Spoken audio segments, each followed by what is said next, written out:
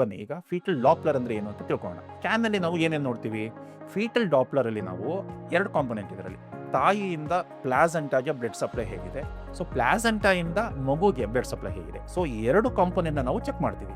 So ತಾಯಿಯಿಂದ placenta ಏನು check ಮಾಡ್ತೀವಿ ಅಂದ್ರೆ ಯುಟ್ರೈನ್ ಆರ್ಟರೀಸ್ ಅಂತ ಬರುತ್ತೆ. ಅಂದ್ರೆ ಗರ್ಭಕೋಶಕ್ಕೆ ಬ್ಲಡ್ ಸಪ್ಲೈ ಮಾಡುವಂತಹ 2 ಅಕ್ಕಪಕ್ಕ 2 ಆರ್ಟರೀಸ್ ಇರುತ್ತೆ. ಅದನ್ನ ನಾವು ಡಾಪ್ಲರ್ ಚೆಕ್ ಮಾಡಿಬಿಟ್ಟು ಓಕೆ ತಾಯಿಯಿಂದ ಪ್ಲಾಸೆಂಟಾಗೆ ಬ್ಲಡ್ ಸಪ್ಲೈ ಹೇಗಿದೆ ಅದನ್ನ ನಾವು ಚೆಕ್ ಮಾಡ್ತೀವಿ. ನೆಕ್ಸ್ಟ್ ಪ್ಲಾಸೆಂಟಾ ಇಂದ ಮಗುಗೆ ಅದು ಬ್ಲಡ್ ಸಪ್ಲೈ ಹೇಗಿದೆ ಅಂತ ಅಂಬಲಿಕಲ್ ಆರ್ಟರಿ ಮಿಡ್ಲ್ ಸೆರ್ಬ್ರಲ್ ಆರ್ಟರಿ ಅಂತ ಬರುತ್ತೆ. ಅದನ್ನ ನಾವು ಚೆಕ್ ಮಾಡಿಬಿಟ್ಟು ಅದು ಬ್ಲಡ್ ಸಪ್ಲೈ ಹೇಗಿದೆ. ಸೊ ಯೂಶಲಿ ನಾರ್ಮಲ್ ಇತ್ತು ಅಂದ್ರೆ ಓಕೆ ನಾರ್ಮಲ್ ಮೆನ್ಷನ್ ಮಾಡ್ತೀವಿ, ರಿಪೋರ್ಟ್ ಕೊಟ್ಟು ಅವರು ಪೇಷಂಟ್ ಡಾಕ್ಟರ್ ಹತ್ರ ಹೋಗ್ತಾರೆ. ಅಬ್ನಾರ್ಮಲಿಟಿ ಏನಾಗುತ್ತೆ ಕೆಲವೊಂದ್ಸಲ ತಾಯಿಯಿಂದ ಪ್ಲಾಸೆಂಟಾಗೆ ಮಗು ಬ್ಲಡ್ ಸಪ್ಲೈ ಕಡಿಮೆ ಆಗುತ್ತೆ. Next of course automatically placenta ಇಂದ ಮಗುಗೆ ಬ್ಲಡ್ ಸಪ್ಲೈ ಕಡಿಮೆ ಆಗುತ್ತೆ. ಸೊ ಇದನ್ನ ಡಿಫ್ರೆಂಟ್ ಸ್ಟೇಜಸ್ ಇದೆ. ಸೊ ಡಿಫ್ರೆಂಟ್ ಸ್ಟೇಜಸ್ ಅಂತಂದ್ರೆ ಸ್ಟೇಜ್ 1, ಸ್ಟೇಜ್ 2, ಸ್ಟೇಜ್ 3. ಸೊ ಇದನ್ನ ನಾವು ಆತರ ಏನಾರು ಇತ್ತು ಅಂತಂದ್ರೆ ಸ್ಟೇಜ್ ವೈಸ್ ನಾವು ಮೆನ್ಷನ್ ಮಾಡ್ತೀವಿ. ಫಾರ್ ಎಕ್ಸಾಂಪಲ್ ಸ್ಟೇಜ್ 1 ಇದ್ದ ತಕ್ಷಣ ನೆಕ್ಸ್ಟ್ ಕ್ಲೋಸ್ ಫಾಲೋ ಅಪ್ ಮಾಡಬೇಕು. ಅಂದ್ರೆ ಸ್ಟೇಜ್ 2, ಸ್ಟೇಜ್ 3 ಹೋದ ತಕ್ಷಣ ಮಗುನ ಇಮಿಡಿಯೇಟ್ ಆಗಿ ಡೆಲಿವರಿ ಮಾಡಬೇಕು. ಅಂದ್ರೆ ಸೊ ಗರ್ಭದೊಳಗಡೆ ಇರೋ ಎನ್ವಿರಾನ್ಮೆಂಟ್ ಮಗುಗೆ ಅಪ್ರೋಪ್ರಿಯೇಟ್ ಆಗಿಲ್ಲ, ಸೊ ಇಮಿಡಿಯೇಟ್ ಆಗಿ ಮಗುನ ಡೆಲಿವರಿ ಮಾಡ್ಬಿಟ್ಟು ಹೊರಗಡೆ ಅದಕ್ಕೆ ಸಪೋರ್ಟ್ ಕೊಟ್ಬಿಟ್ಟು ಡೆವಲಪ್ ಮಾಡಬೇಕಾಗುತ್ತೆ. So this is the importance of Doppler. Doppler ಹೆಂಗೆ ಅಂದ್ರೆ